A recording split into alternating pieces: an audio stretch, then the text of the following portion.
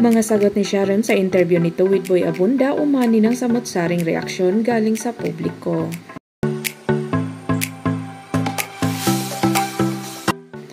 Kilala si Sharon sa pagiging transparent nito sa kanyang emosyon. Maging ang kanyang mga loyal fans at mga fans nila noon ni Gabby Concepcion simula pa sa Dear Heart ay kilalang kilala ang megastar. Kaya ang mga sagot nito sa interview with Boy Abunda recently lang mga ka-showbiz talkies ay nagpasaya ng todo sa kanyang Shagab fans. Yes mga ka-showbiz talkies, bubo na lang di umano ang hindi pa makagets sa mga sagot ni Sharon Cunita.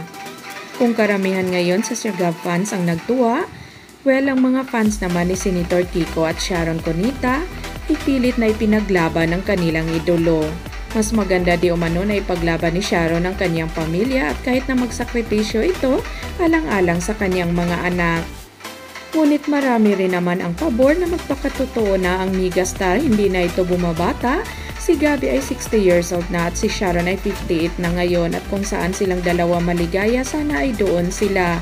Pero wag natin kalimutan mga ka-showbiz talkies na si Gabby ay may pamilya at may asawang tao. Ganon din naman si Sharon. Kaya dapat irespeto ng publiko na hanggang sa konsyerto na lang o sa mga pelikula magsasama ang love team ni Sharon at Gabby Concepcion.